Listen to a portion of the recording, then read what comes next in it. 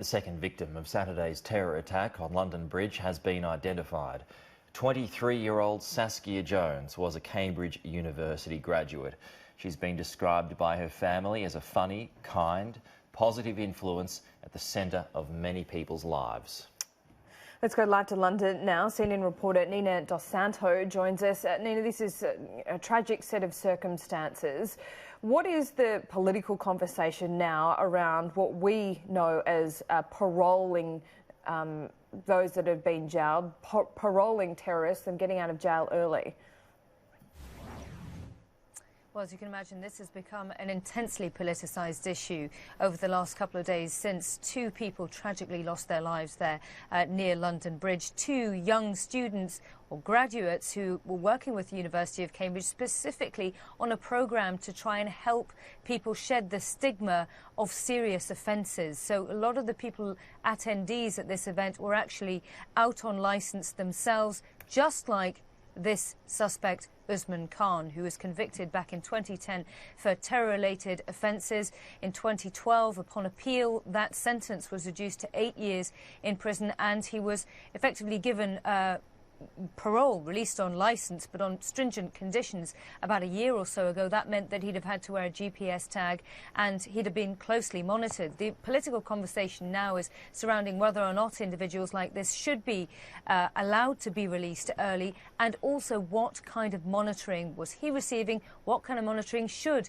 serious offenders who are released back into the community, particularly if they have terrorism-related offences on their record, what kind of monitoring should they be subject to? Now, I can tell you that the British Prime Minister, Boris Johnson, has taken to the airwaves earlier today saying that he thought it was abhorrent and repulsive that somebody like Usman Khan could have been out in the community and was allowed to be in a position to take two people's lives. He also said that he would be ending the system of these automatic early releases for these types of offenders, and that the government has announced that 74 other convicts who had conditions like Usman Khan and were out on licence are being, quote, properly invigilated. That was the wording that the Prime Minister used. We now know, as per the last hour, that the police force, based on that extra monitoring of these individuals, has decided to take a 34-year-old man into custody in the Midlands, so in the north to middle of England, after they conducted a search on his property overnight following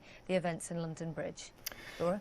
Nina, we're just seeking some clarification here. So was it a bipartisan decision in the past that allowed people who were convicted of terror offences to be released on parole earlier than the amount of time that they were convicted? And at the moment, is it just Boris Johnson who wants to kind of overrule that? Well, first of all, let's remember that this automatic early release system, as it's called, was not specifically just for terrorist-related offences. It's for serious offences, so that essentially, take for instance the case of Usman Khan. In 2010, when he was only 19 years old, he was convicted as being part of a plot of alongside 8 other men to plan to blow up the London Stock Exchange just before the Christmas holidays. Before 2010. He was originally given an indeterminate sentence by the first judge who ruled on this case, saying that he presented such a danger to the community. But upon appeal, the law had changed by the time 2012 came along, when his appeal was heard, and that gave the new judge on the second case an opportunity to reduce the sentence and give him 8 years.